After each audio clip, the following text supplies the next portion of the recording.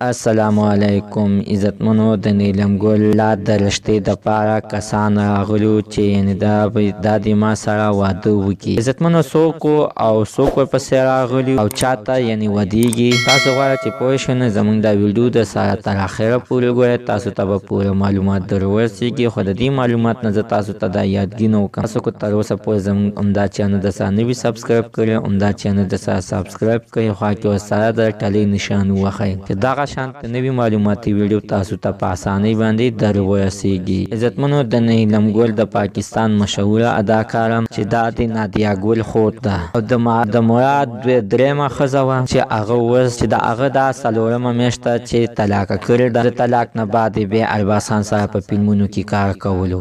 مراد په کور باندې کېنوله چې ورته ویله چې ستا څه خرچه کېږي دا ټوله به زه تاته درکوم، خو په کور کې کېنه، چا سره فلمونو او ډرامو کې کار مه کوه. خو چې د خرچې ټیم راغلی نو مراد د نیلم ګل ټلیفون نه اوچتولو.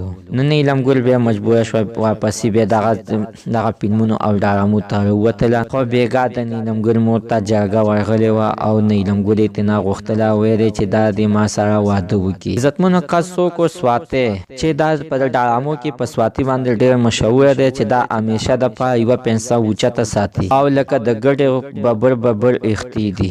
د هغه ورپسې مور او پلار رالیږلو چې نیلم ګل د ما سره واده وکړي. خو د نیلم ګل مور ورته په جواب کې ویل چې زه به د نیلم ګل نه تپوس وکړم. چې د نیلم ګل نه مور خپلې مور تپوس وکړو چې سواتي درپسې جرګه رالیږلې وه او ویل چې زه تا سره واده کوم. نو نیلم ګل ورته ویل چې زما تر اوسه پورې واده ته څه اراده نشته چې زه یعنې واده وکړم. او نیلم ګل د سواتي د رشتې نه انکار وکړو. عزتمنو چې د دې غټه وجه څه کېدای شي د دې وجوهات به زه تاسو ته په بله ویډیو کې شیر کوم.